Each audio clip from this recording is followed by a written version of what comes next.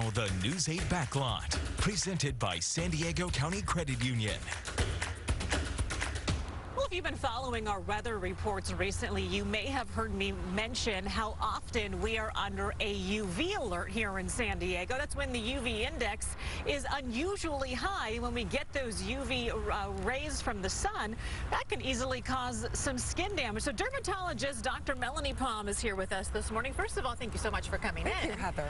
And are you kind of noticing this too, how often we've been under a UV alert recently? Yes, it's newer and earlier this season, but I also think we kind of missed the sunshine, so all of us probably this past weekend were outside because we hadn't seen them with all the rain we've had this past year. Right, and people may be a bit fooled with that, thinking, oh, when it's cloudy, I don't have to worry about the sun. Then you really need to know what to do as soon as the UV alert goes into place. So we're going to talk about a couple of products and a couple of simple changes you can make this morning. I love the bright colors in these clothing. Yes, so UPF clothing used to be really boring, and now there's a bunch of brands. This happens to be Athleta. Lululemon makes UPF clothing. I brought another British brand called Lucas Hue, and you don't have to be boring with it. And one time I had a patient said, gosh, I saw somebody on the beach. They were all covered up. They had neck guard, hand guard, and then I realized it was you, Dr. Paul.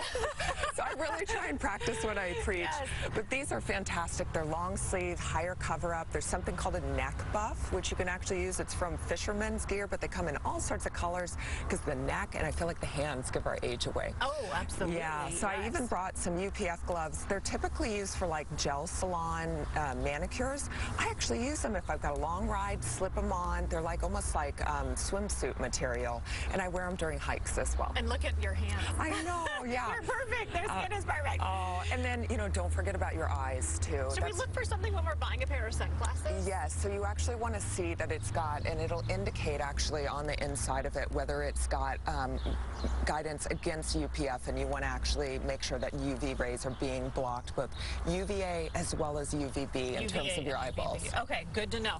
I know that you mentioned, we were just chatting here a moment ago, there are some new products as far as sunscreens are concerned. Yeah, so we're getting really sophisticated with sunscreens. A lot of them are incorporating moisturizers, antioxidants, because it's not even just UV like we were talking about, but it's also visible light and infrared light. So that heat sensation you feel when the sun hits your skin. Yes, I always feel like I'm being cooked as we speak. Yes. About 10 to 15% of sun damage is actually attributable to visible light, how we see each other, and infrared light. So antioxidants help protect against that. So there's a newer product that incorporates just both a moisturizer and antioxidants. There's several on the industry that do. This is a really nice aerosolized but zinc-based sunscreen.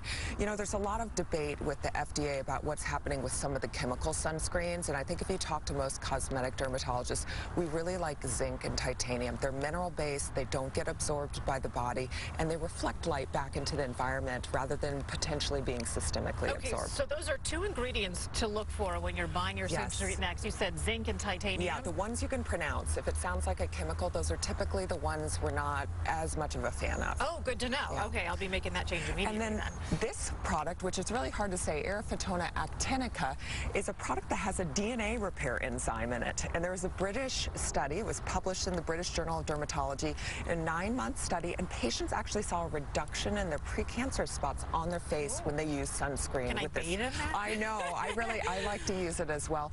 And then for reapplication, I think for both men and women, super easy. If you're on the golf course, big long beach day, have makeup on and need a way to reapply. I think powder sunscreens are fantastic. If you haven't tried Color Science products, I think they're one of the, I think they're a local company too. They are really one of the best products out there on the market as far as makeup and sunscreen goes. And very water resistant. They actually do a study, you know, you can put the powder on your finger, dip it in water, and it comes out and the powder's still on. So very water resistant, which I think is important for our beach towns. Good to know. All right, we'll be making some changes. Thank you so much, Dr. Melanie Palm, for coming on in this morning and educating us to make sure that we are keeping our skin safe in the sun. Eric. All right, thanks, ladies. Migrants seeking asylum in the United